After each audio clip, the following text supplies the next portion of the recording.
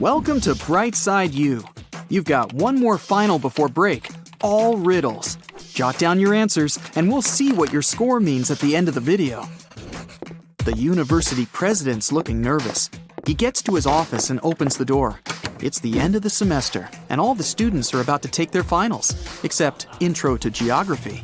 The teacher had to postpone that final for some reason. When he sits at his desk, he discovers that someone's been rummaging through his papers. They've stolen the physics final. How did they get in if the door and windows were closed? I'll give you 7 seconds for this one.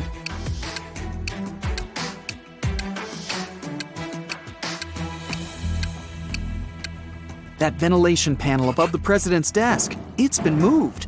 Someone crawled all the way through there. Impressive. But who did it? To answer that, you need to solve a bunch of other riddles first. Then maybe you'll figure out the mystery at the end of the video. The president leaves his office and walks down the hall. There's a loud crack, and the power goes out all over the building. Someone must have flipped all the fuses. He heads down to the break room to see what's up. I mean, he's the president after all. Yep, someone's been messing around down here. There's 3 suspects in the room. The cleaner says somebody turned off the generator when he came in to clean. Rachel's a new transfer student. She says she totally got lost and ended up in here by accident. Simon's a junior. He has his phone in his hand. Says he was playing one of those video games where you have to find stuff. Which one of them shut off the power? Your 7 seconds starts now.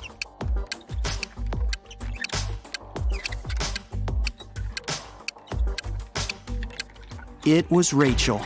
It's the end of the semester. She wouldn't have transferred right before finals. But why did she do it? Maybe she wanted to disrupt the physics final. He turns the power back on. Ugh, hungry. Probably a good time to grab a quick snack. When he gets to the cafeteria, there's a new problem waiting for him. Someone emptied a whole bag of sugar into a huge pot of soup. Which student was it? You have 7 seconds.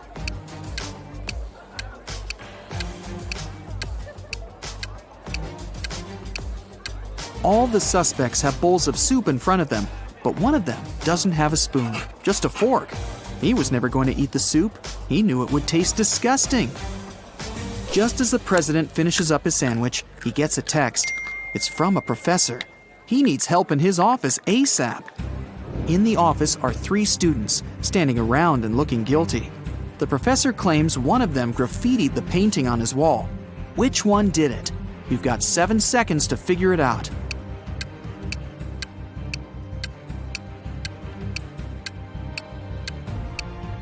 It's that one. She's covering her hands. There's probably some paint on her fingers that she's trying to hide from you. Next stop, the infamous physics exam. The president heads over to the exam room. Everything's quiet in there. Looks okay. All the students have their heads down, staring at their papers. But someone's cheating. The president can sense it somehow. Help him find the sneaky student. 7 seconds to scan the room.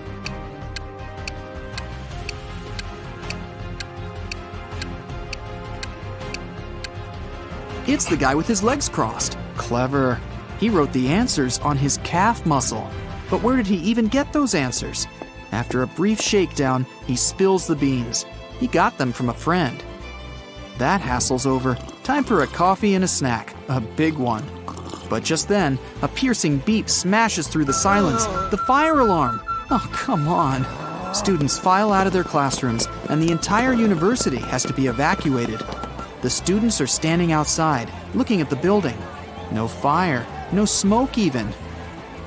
The president gets a text from the alarm company. The alarm was triggered by a person, not a smoke detector. The president looks around. Time to round up the usual 4 suspects. Matt says he was in the bathroom when the alarm came on. Julia was taking the geography final.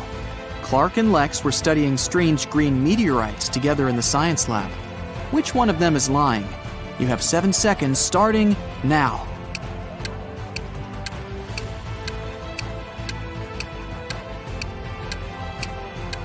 It was Julia. The geography teacher postponed the final, remember? Why would she lie unless she had something to hide? Today's not really his day. Someone cut down a tree right in the middle of the quad. The caretaker saw 4 students hanging out under the tree this morning. And now, it's gone. Time to interview the suspects. Emily says she's been in the library all day. Loads of people saw her. Sam claims he was in the cafeteria having some soup. Lewis was in the physics final. And Michael says he's been hitting the weights all day, trying to get buff for the beach. Who cut down the tree? Your 7 seconds starts now.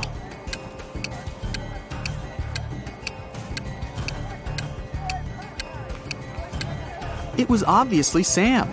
He said he was having some soup, but remember, if he had really been in the cafeteria, he would have mentioned the whole sugar thing. Plus, the president was in there and didn't see him. He's lying.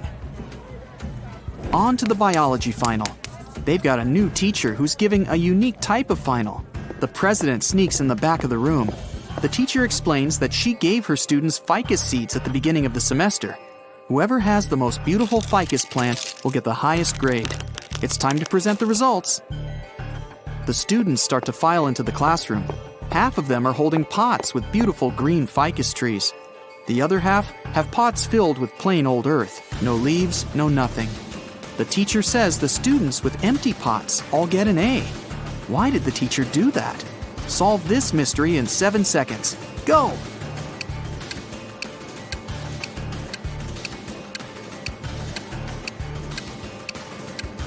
At the beginning of the semester, she gave everyone fake ficus seeds. The students who showed up with full-blooming plants must have bought a full-grown plant and stuck it in the pot. Ha! Busted! Last final of the day, philosophy. The young teacher is in there, waiting for all the students to take their seats. After that, he puts a bust of an ancient Greek philosopher on the table. The teacher says, "Write a short essay on the following topic: why this bust doesn't exist." The student with the most convincing argument gets an A, while everyone else gets a C. Huh, tough teacher. After an hour, the students hand in their papers. Most of them filled up the front and back, but one student only wrote 2 words, and she got the A. What did she write? I'll give you 7 seconds to figure it out.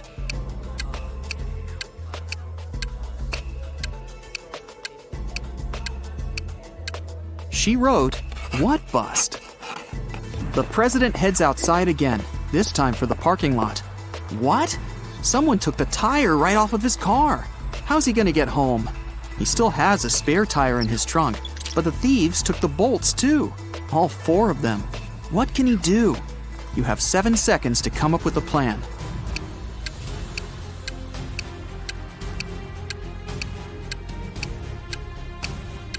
He needs to unscrew one bolt from each of the other 3 tires and attach them to the spare. Each tire now has 3 bolts. That'll be enough to get to the nearest service station. What an intense day.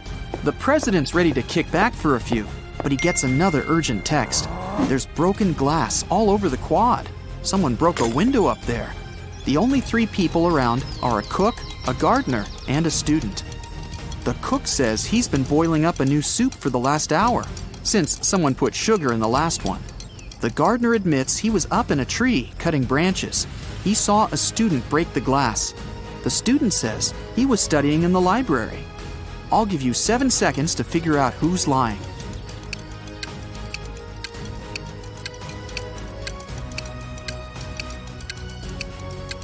The gardener's lying. How could he have been up in the tree? It had already been stolen. He broke the glass, probably just by accident. The day's finally over. The president heads over for the best tradition on campus, the post-finals party. It's in the basketball arena. There are lights, decorations, and even a DJ. Everyone's dressed up, looking relieved. Finals are over.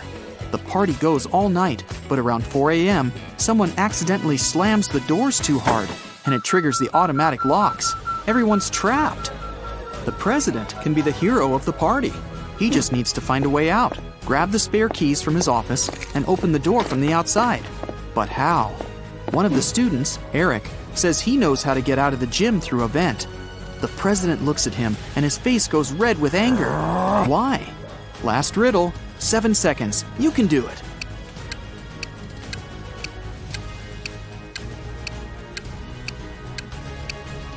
Eric just gave himself away. He's obviously been in the ventilation shafts before. so it was probably him who stole the physics final. How did you do? Count up your correct answers, and let's see how you fared on your final exam. 0 to 3 points. Looks like you'll need to sign up for some classes over break. Keep watching Riddle videos. You'll get better in no time. 4 to 7 points. Solid B+, but I'm sure you can do better next time. 8 to 12 points. You nailed that final. Leave your books in your locker and enjoy your well-deserved vacation. Okay, bad news. You got taken. No time to explain. Let's just get out of here. So you find yourself in a dark cell with a dirt floor and a small window at twice your height. There's no food or water, but there's a shovel. Why did they leave the shovel? Don't ask me, I don't know. Just be happy you have it. However, you can't dig your way out because the walls go a long way underground. So, how do you get out?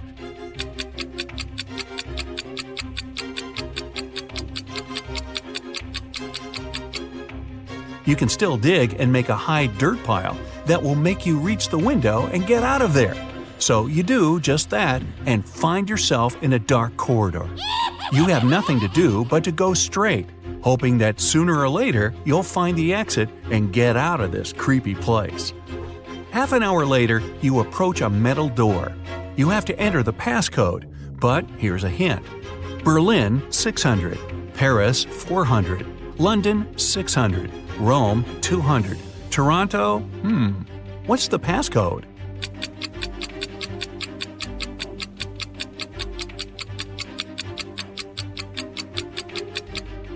Each consonant in the word gives 200 points, while each vowel takes away 100 points.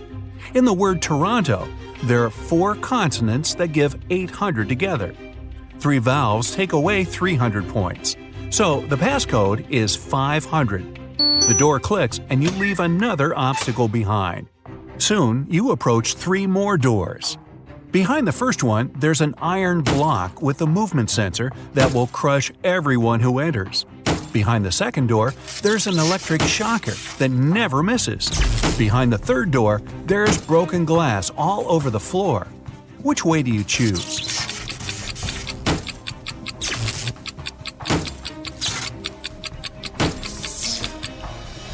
You pick the third door, obviously. You're wearing some boots, right? So, walking on the glass is definitely not going to be too hard of a task. You follow the tunnel till you reach the next room. As you step in there, a metal cage falls down from the ceiling and traps you inside. However, there are 3 buttons there. The red button will open the cage, but it'll also open a door with a hungry lion. The blue button will fill the cage with water for 10 minutes, and only then will it open the door. However, keep in mind that people can only live 7 minutes without oxygen. The green button will set the room on fire, but will open the cage door in 5 minutes. Which one do you choose?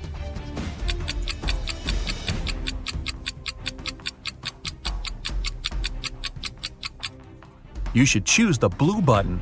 The water won't be able to fill the cage because it will just splash outside. You'll only have to wait 10 minutes until the door opens, and you'll be able to get out safely. You turn right and immediately bump into a huge guard. Your heart skips a beat and you get paralyzed with fear. To your surprise, the guard looks down at you and asks, "Want to pass?" Speechless, you just nod. Okay. You see, no one here wants to play riddles with me. If you solve one of my riddles, I'll let you go and won't tell anyone I've seen you. Deal? You nod again, and here comes your riddle. What is that invention that lets you see right through walls?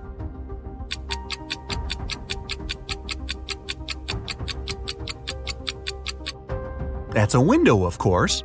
The guard smiles and says, "Beware of the vampires." Then he moves aside, letting you go. Wow, that was close. And vampires? This gives you chills, but you have to keep moving and get out. And again, another door that requires a passcode. Can you crack it? There's a hint again. You should continue the sequence. OTTFFSSENT.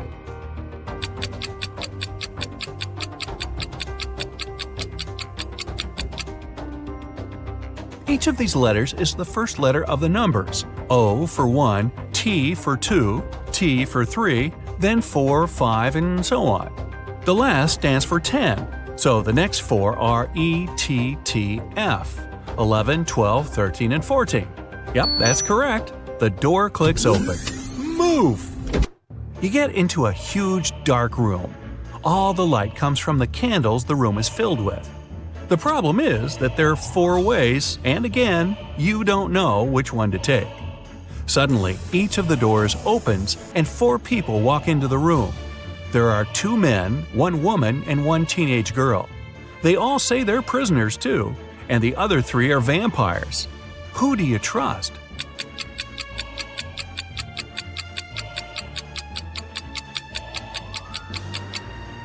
You should trust the second man. He's the only one who casts a shadow from the light of the candles.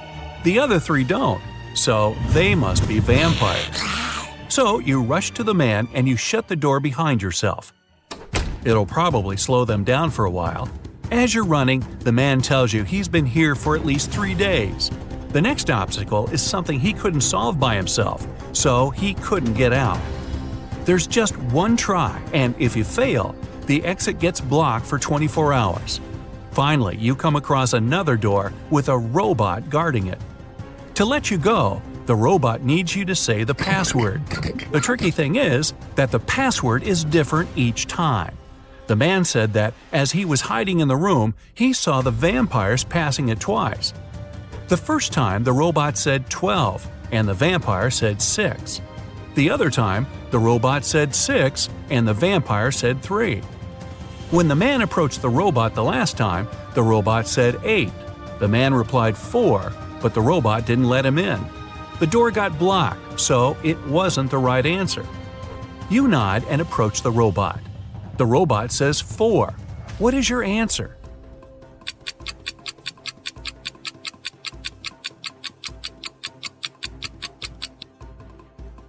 The answer is 4. The rule isn't dividing the number by 2, but saying the number of letters in the word. Your answer is accepted. The robot opens the door and lets you go. Again, another dark room. But as you step into it, you get surrounded by 8 hungry dogs. In the middle, there's a meat cake standing so high on the table that the dogs can't reach it. To calm them down and make them your friends before they make you their dinner, you have to feed them the cake. But here's a tricky thing. The knife is magical and can only make 3 cuts. After 3 cuts, it disappears. Your task is to divide the cake into 8 equal pieces with these 3 cuts. How can you manage that?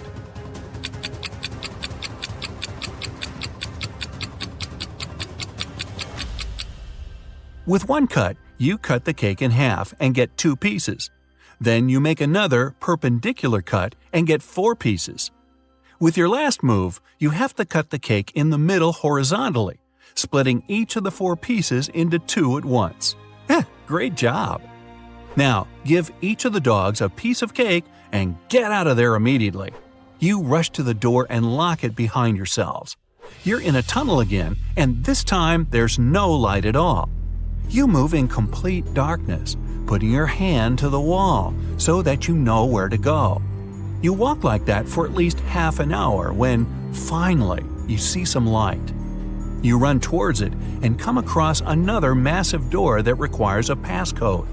Luckily, there's a hint again, but there will be 2 questions appearing one by one. To get the passcode, you have to solve both of them and put the answers together. Ready?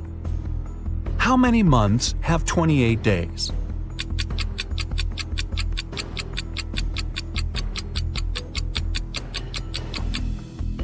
All 12 of them, obviously. Okay, next one. Here's the sequence of letters. S, M, H, D, W.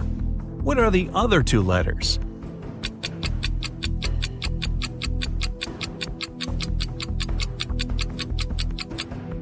S stands for seconds, M for minutes, H for hours, D is for days, W is for weeks. So the next letters are M for months and Y for years. And the full passcode is 12MW. The door clicks and you're outside. Finally! There's actual air and sun. But before you start thinking about what happened and what to do next, a police officer comes up to you. With him, there are two ladies wearing paper bags over their heads. "Sir, are you Mr. Jones?" the police officer asks. You reply, "That's you exactly." However, the police officer looks suspicious. "Well, we can't know for sure that you're not one of these criminals pretending to be someone else, so we have to test you. One of these ladies is your bride. Tell us which one it is." And now, you finally remember what happened. It was your wedding morning. You were about to get married, and then you found yourself in that dungeon. Well, the problem is that you haven't seen your wife-to-be wedding dress yet, so you can't even tell which one is the right one. Is there any other way to tell? Think carefully. With their faces covered, these girls are absolutely identical.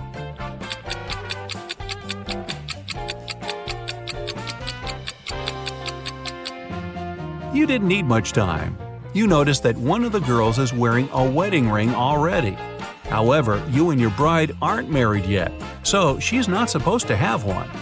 And the one who doesn't have it is yours. Congratulations! The girl removes the bag, and you see that it's really her. Right behind you, the door opens and the vampires walk out. You're about to start screaming, but they take off their wigs and they turn out to be your friends. So, was it all a prank? Well, yeah, it was. But don't be mad. You had fun, right? Well, most of the time. You suddenly wake up trapped in a dark room. Your only source of light is a candle. There are two doors in front of you. Behind one of them, there's a tunnel that will lead you outside to freedom. Behind the other, just a cold brick wall. You have a key that will open only one of the doors, and you can try it just once. So, how do you know which door to try?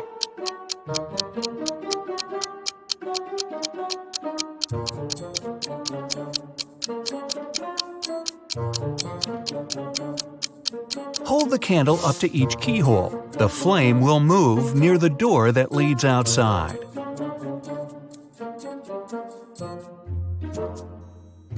You escape to freedom, but you need to send some important documents to your friend Beth. You can't mail them in a regular package because the precious papers will get stolen. So you put them in a box and lock it. But Beth doesn't have the key to this lock. How can you send the papers if you can't send the key to the lock separately?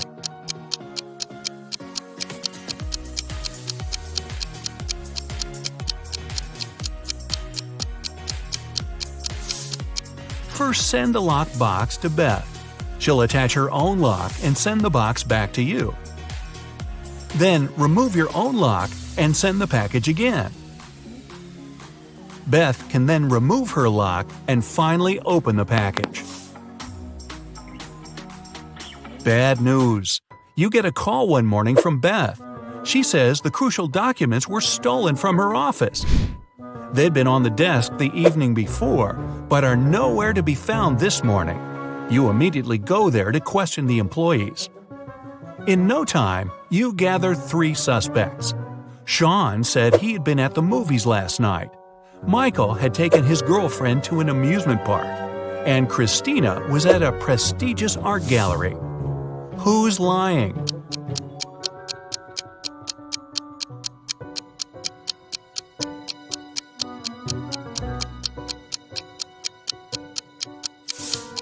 Sean. His movie ticket isn't torn. Having been caught red-handed, Sean makes a break for it. He hops in his car and drives away. Law enforcement are on the lookout. Sean sees a police car right ahead of him and starts driving toward it. Why would he do that?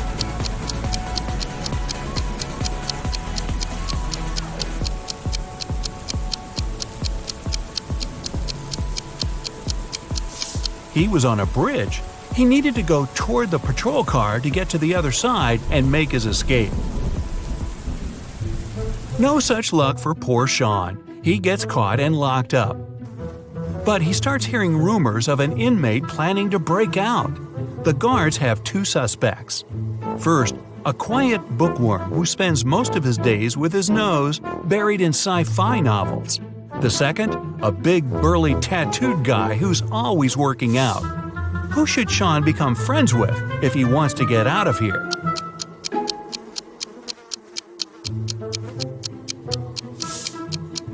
The bookworm. Look closer, and you'll see his bookmark is actually a file. On Friday afternoon, the owner of that same prestigious art gallery discovered that 4 of the most famous artists' self-portraits had been stolen during an exhibition. The police show up to do an investigation, and now they have 3 suspects. Sarah, the artist, said she disappeared into one of the studios to paint. John, the security guard, explained he was just waiting outside and had no idea the portraits were gone. Daniel, the caterer, stated he was at a nearby store picking up extra napkins when the robbery took place. So, who's the thief?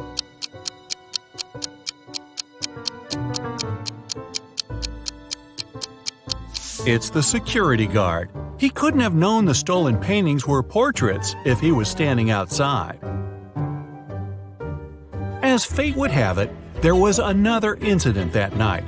Michael, who never really liked what passed for art in modern times, rushed into the gallery and caused millions of dollars worth of damage to several paintings. Yet the gallery's owner thanked him for his actions. How come?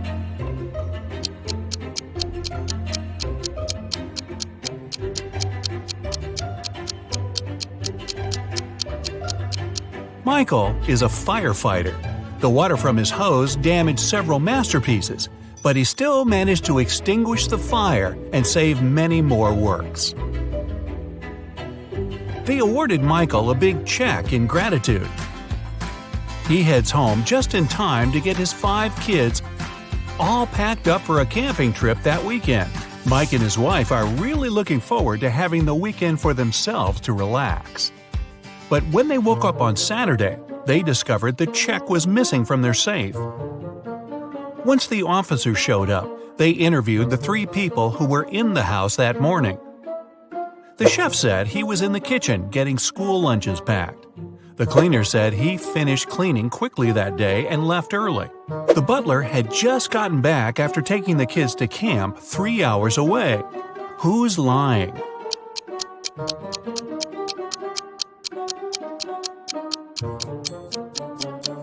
It's the chef. It's Saturday, so there's no school, and the kids have gone camping. Meanwhile, on the other side of town, a scientist is working on something bizarre. He invites Kevin and Claire as blind test subjects for his new serum invention. He gives them each a glass of ice-cold lemonade. Kevin drinks his fast, but Claire apprehensively waits to see the side effects on him first. After 2 hours, nothing happens, so she drinks her glass. 2 minutes later, her skin turns green. If both the drinks had the serum, why was only Claire affected?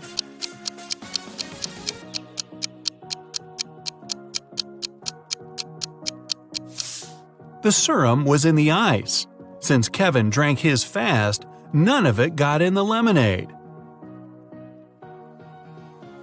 Claire runs out of the lab in horror. She gets in her car and speeds off.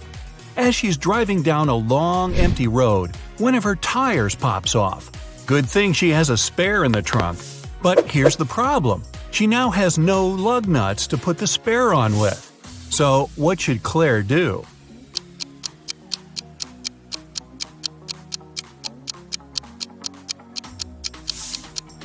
Unscrew one lug nut from each of the other 3 wheels and use them to attach the spare tire.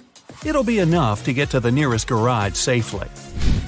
As Claire is putting on her spare tire, the scientist catches up to her. He hands her 4 pills and tells her it's a complex cure to the green face serum. 2 of the pills are an antidote, and the other 2 are a catalyst that activates it. Claire must take 1 of each type together. If she takes 2 of the same, her face will stay green forever. Just as the scientist is handing her the pills, he trips and they get all mixed up. They look identical. What should Claire do?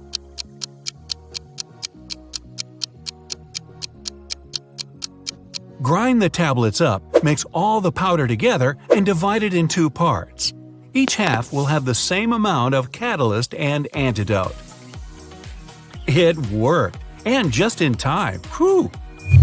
The next day, Claire has a big calculus exam. But funny enough, all the students in the class refuse to take it. Professor Miller can expel only one student for skipping the test. All of them know each other's names. If a student knows they'll be expelled, they agree to take the test. How can the professor make all the students take it?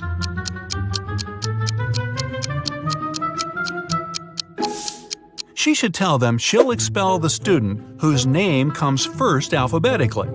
Then this person won't skip the test.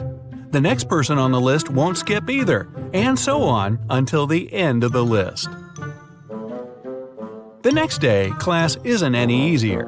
Professor Miller grabs her cup of coffee, takes a sip, goes to set it down, and what's this? It's stuck to her hand. Somebody put glue on the cup, and she's got 3 suspects. Look carefully to find out which student is playing tricks on the professor.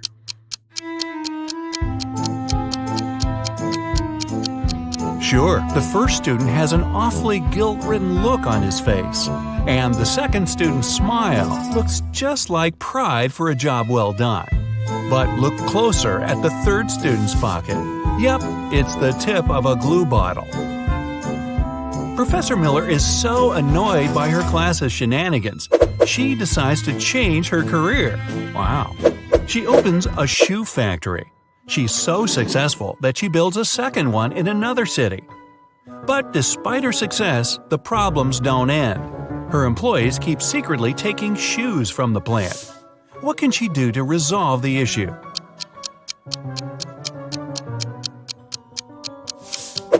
Have one of her factories start making only left shoes and the other only right ones. One of those shoe swipers is driving a semi-truck full of shoes to sell for a profit. He comes to a tunnel, and there's a major problem. His truck is just an inch too tall. But he can still drive through the tunnel. How?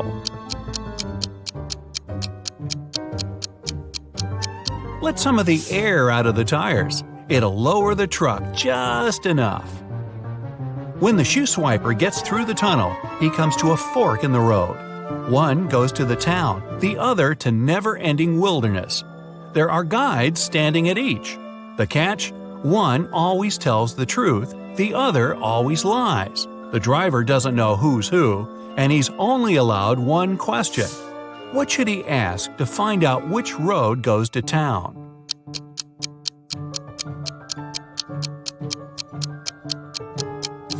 Ask either one of the guides which road the other would say is the right way.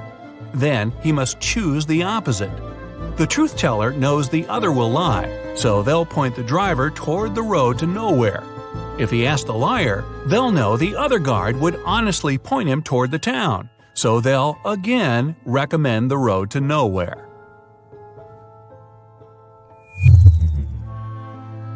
The shoe thief takes the road to town, but he has another puzzle to answer before he's allowed to enter. The guard at the gate asks him one simple question. What's the logic in the order of the following words? Fun, blue, bee, more, and dive.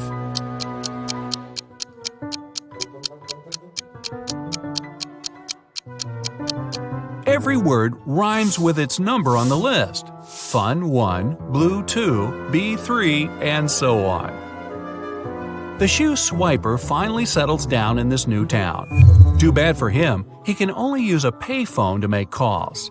One day, the phone breaks. He informs the phone company, but they do nothing.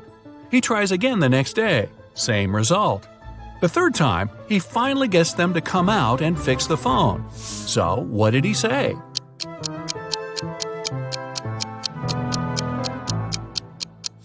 He claimed that people were making calls without paying. Carl and his wife Olivia had dinner. They ate the same dishes: French fries, some fish, and vegetable salad. Half an hour later, Carl felt unwell and called the ambulance. But when specialists arrived, He was already unconscious. The man was immediately taken to a hospital. Luckily, doctors had enough time to save him. When they figured out what was wrong with Carl, everyone was shocked. The man had been poisoned. But how could it happen? He and his wife ate the same dishes, but Olivia was perfectly fine. Even more surprising, the next day, the police arrested the woman for trying to poison her husband. How come?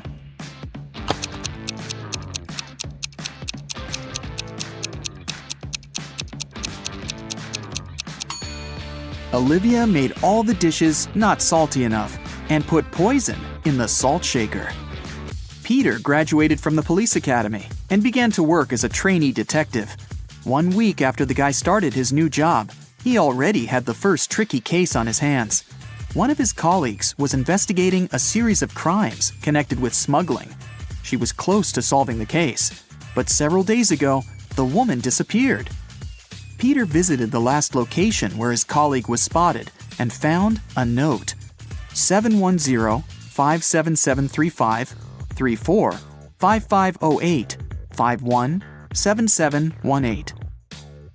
Peter has 3 suspects: Bill, a manager in an oil company; Todd, a jeweler; and John, a car dealer. Who's the criminal?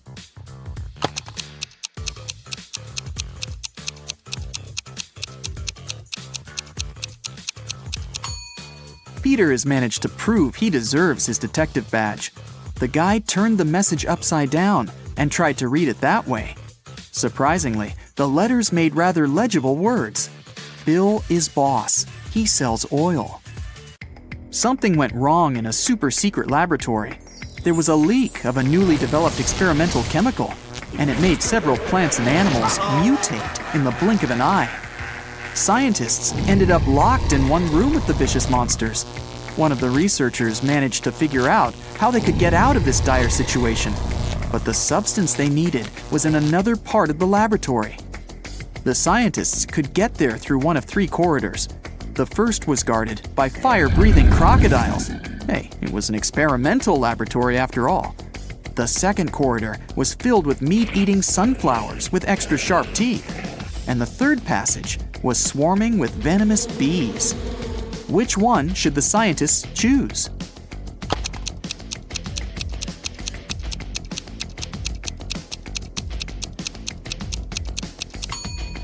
They should opt for the corridor with the sunflowers. Those are plants, and however scary they are, they can't move. Terry and Alice fell in love and started going out, but the woman's best friend Sarah was jealous of their relationship. Alice didn't want to lose her friendship and tried to keep the dates with her boyfriend in secret. That's why she left him coded messages with the places where they were going to meet. That day, Terry found a new note. It looked like this. At first, he was puzzled, but soon enough, he realized where he was going to see Alice. Can you figure it out?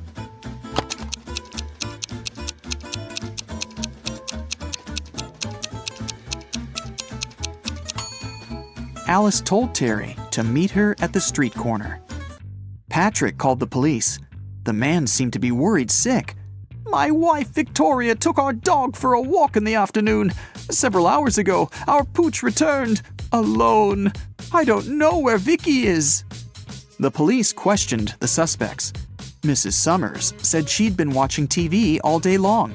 "I was busy delivering the mail," said the postman. "I didn't have time to linger in this area, and I didn't see anything." And Mr. Thomas told the police he'd been working in his home office.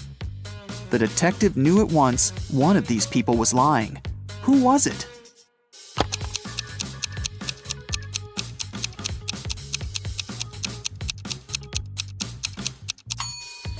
It was the postman.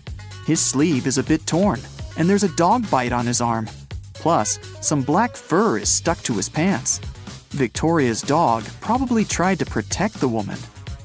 3 expensive watches have been stolen from Mr. Brown's store this year. The police can't help the poor man. He decides to hire a private detective. When Laura arrives, she immediately asks for the CCTV footage from January to December. After watching it, she tells the store owner who the thief is. What has she noticed in the video?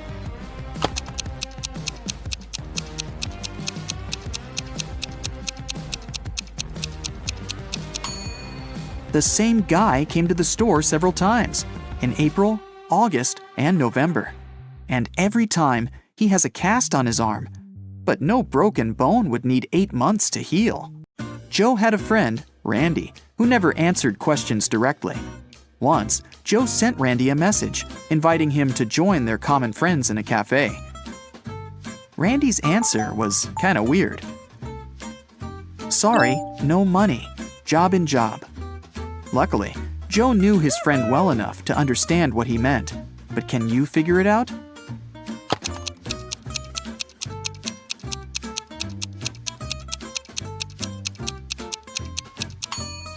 Randy meant he had no money because he was in between jobs. The next time Joe texted Randy was when he needed some advice. Despite all his quirks, his friend was very good at finding solutions to difficult situations. So Joe wrote, "My girlfriend took my professional camera without asking permission, and then she accidentally smashed it. What should I do?" The answer was bizarre, not that it was unexpected. Give, get, give, get. Give, get, give, get. At first, Joe didn't think he wanted to follow this advice, but a bit later, he decided it was the best course of action. What was the advice?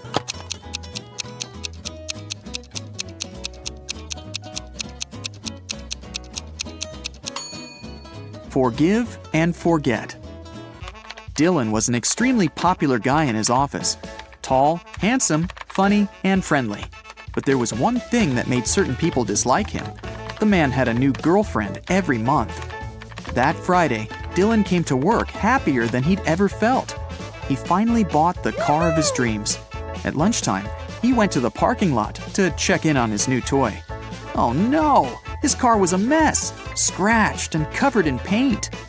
Dylan went pale and called security. He had 3 suspects, all of them his exes. Andrea said she didn't even know Dylan had got a new car. Catherine answered she'd been preparing a report for their boss and hadn't left her desk. And Mila told the guy she'd forgiven him long ago. Who ruined Dylan's car?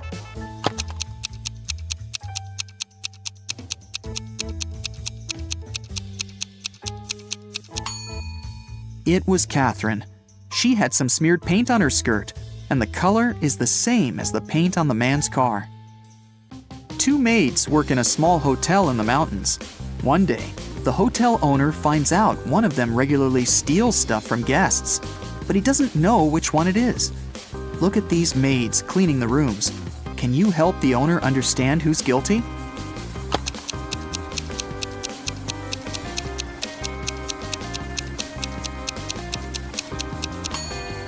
The maid on the right hasn't noticed the ring under the sofa. She might not be a great cleaner, but also not a thief. As for the maid on the left, she's spotted the ring and put it in her bucket. It means she's going to take it for herself after she finishes cleaning. She's the one who steals things. One afternoon, all the money was stolen from the register of a small cafe on the beach. The police have 5 suspects. All of them claim they haven't been to the cafe in the past hour. Look at them closely and try to figure out who's the thief.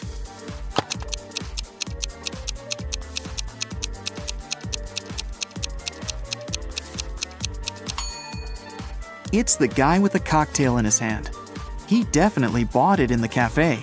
But then, why did he lie about not visiting the place? Police officer Cheryl Adams was visiting her colleagues in another town.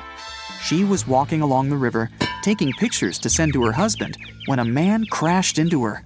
They both fell to the ground. After helping Cheryl to her feet, the man started to apologize. It turned out someone had stolen his wallet, and he was trying to catch the thief. "I was painting my boat, and my wallet was lying next to me. But then I got distracted, just for a moment. But when I turned back, the wallet wasn't there anymore." Cheryl understood the thief couldn't have gone far. She pulled the man to the nearby pier. There were 4 people there. After looking at them closely, the police officer knew who the thief was. Now it's your turn to figure it out.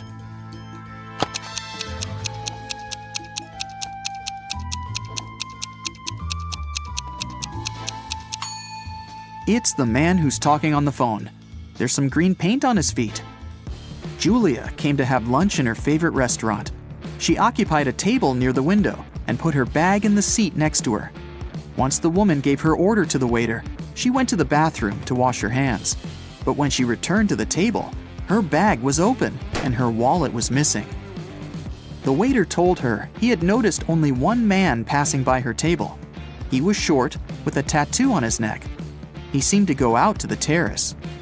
Julia rushed there and saw 3 people sitting at their tables. She looked at them closely and soon understood who'd taken her wallet. Who was the thief?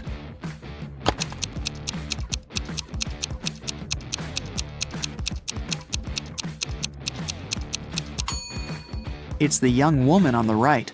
You can see a wig and some men's clothing in her bag. Plus, she's wearing a turtleneck to cover her tattoo. Oliver was attacked in his flat and taken to the hospital. There are 4 suspects, all of them Oliver's neighbors. Wow, I'd find another apartment. Amelia said she'd been walking in the park since early morning. Henry explained he had been painting in his studio and had heard nothing. Jacob said he had been repairing his car. Sophia answered she'd been taking a bath for the past 3 hours. Look at these people's hands and try to figure out who's lying.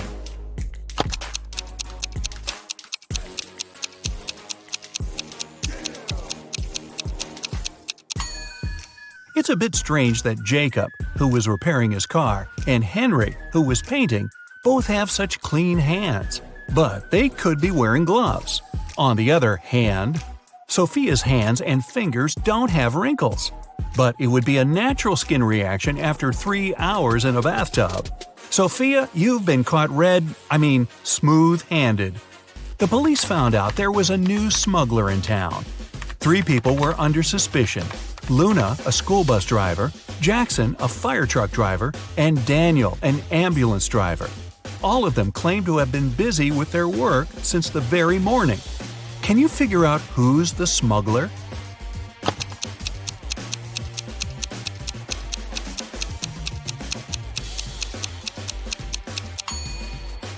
Look at the car Daniel drives. On such vehicles, the word ambulance is normally written backward. It's done so that other drivers can instantly read the inverted word in their rearview mirrors.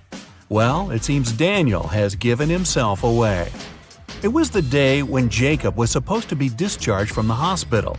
He had spent a couple of months there and underwent several surgeries. His doctor told him he was going to be fine. It was safe for Jacob to leave the hospital. But the guy didn't believe these promises. In low spirits, he walked home. On the way, he accidentally bumps into an elderly lady.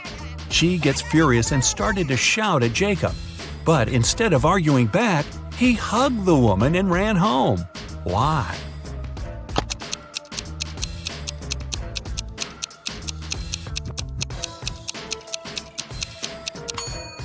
Jacob had hearing loss. He didn't believe his problem could be helped. But when he heard the woman shouting at him, he realized the doctor had told him the truth. Maybe the doctor should have shouted. Chloe stayed late at the office that day. When she was driving home, the woman was worn out. At one moment, she even started to doze off. That's when it happened. She spun off the road and crashed through the fence that was on her way. She couldn't control the car anymore. It slipped down a steep hill and ended up in a lake. Chloe couldn't move her arms. They were stuck. She couldn't undo her seatbelt or open the door. The car sank to the bottom of the lake. Was Chloe doomed? Rescuers arrived 3 hours later. The woman was still in the car, but she was alive. How did she survive?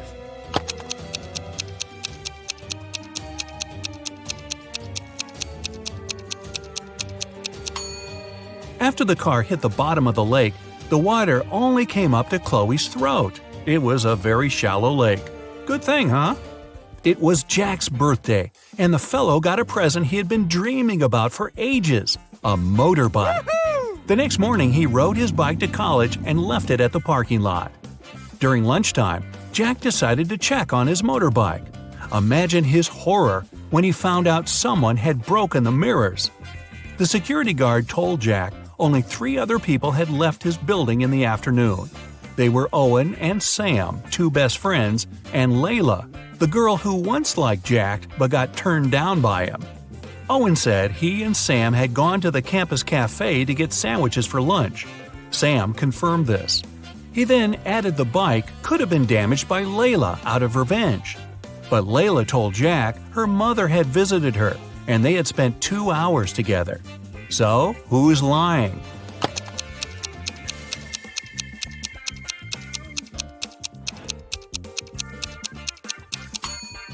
Owen has a paper bag with food delivery written on it. It means the guys ordered their lunch, not bought it in the cafe. They broke Jack's mirrors and tried to frame Layla. Not a good reflection on them, huh? Detective Taylor was chasing a dangerous criminal. Suddenly, the man entered a hospital. Oh no, there are hundreds of rooms there. Luckily, it was raining and the criminal left footprints on the hospital floor. The detective followed them and got into a small room.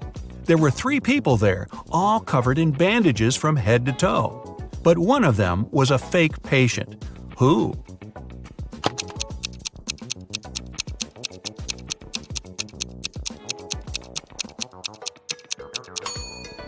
It was the dude in the middle. He didn't even have a medical chart next to his bed. Very quick job on the bandages, though.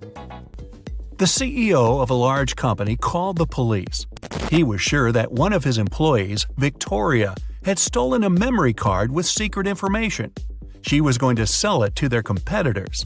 The police arrived at Victoria's house, but the woman didn't let them in without a warrant.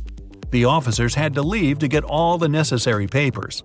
By the time they were back, Victoria had already been sitting in her car, ready to drive off. The police officers arrested the woman. They searched her car and clothes, but found nothing. And then, when they were about to give up, one of the detectives realized where Victoria kept the memory card. Can you figure it out?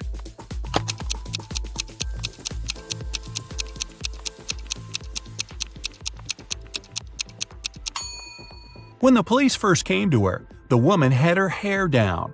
But after that, Victoria changed her hairstyle. The memory card is in her bun. Yep, Victoria and her sticky bun. Michael was going home from the gym when everything went black. When he regained consciousness, he found out he was in a locked room. Next to the door, there was a computer with a keyboard.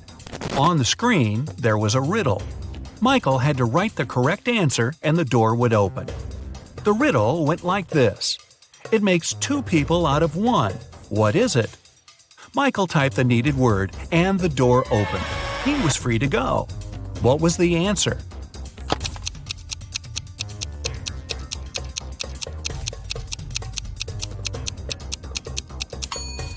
It's a mirror. Oh, I was guessing a buzzsaw, but this one is better and not as messy. 2 best friends, Emily and Luna, came to a popular and expensive hair salon. At first, the administrator told the girls they had just one available hairstylist. But after making a phone call, she happily announced she had found another hairdresser. Emily and Luna could have their hair done at the same time. But in the process, it dawned on the girls that one of the hairstylists was fake. Which one?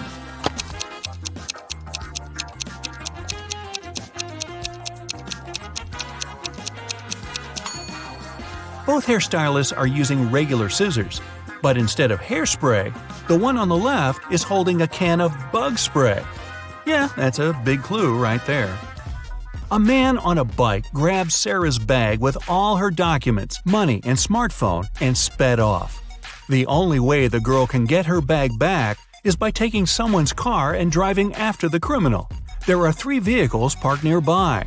Which one can Sarah break into and drive off? Borrow.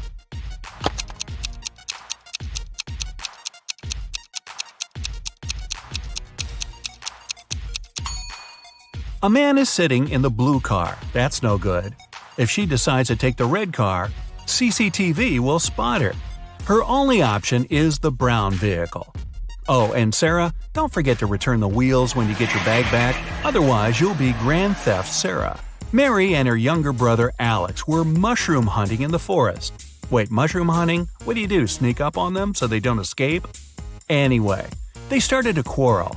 Alex got angry and ran away. After several minutes, Mary rushed after him. She was still fuming, but also worried. Soon, the girl reached a small river. A man was sitting on the shore.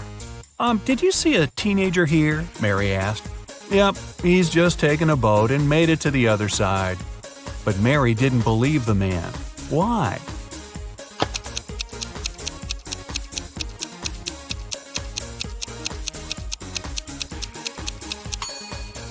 The boat is indeed on the other side, but the paddles are lying next to the man.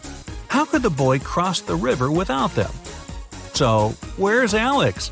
Kidnapped by the escape mushrooms? We may never know. Ella came to a party that took place in her best friend's house. It was a riddle party. All the guests had to crack mysteries and participate in different challenges. Ella's task was to get out of a locked room in the basement. The girl was blindfolded, taken downstairs, and left alone. After pulling the piece of cloth off her eyes, Ella noticed the door had a code lock. She also spotted a sheet of paper lying on the floor next to the door. There were 4 flowers drawn there. Ella looked at them for a while and entered the correct code. The door opened and the girl joined the party. So, what was the code?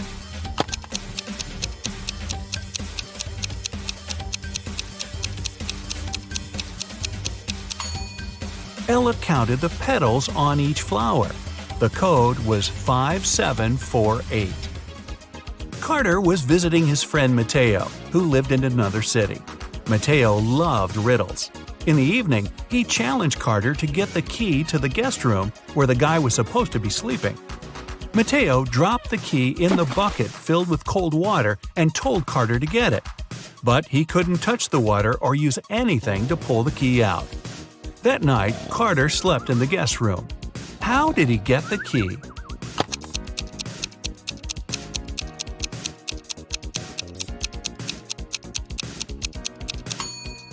He put the bucket over a fire. The water started to boil and soon evaporated. After that, Carter picked the key up. Mateo was steamed. Nora was an insurance agent. Once, her client called her early in the morning. The woman was in tears. At night, someone had broken into her house. By the time the woman had enough courage to go downstairs, the thief had already taken all the valuables. When she looked out of the window, the man was running away. "Do you remember what he looked like?" Nora asked. The client answered, "It was still dark outside. I understood it was a man, tall and thin. He had dark hair and was wearing a V-neck t-shirt." Nora immediately realized her client had staged the burglary. How did she figure it out?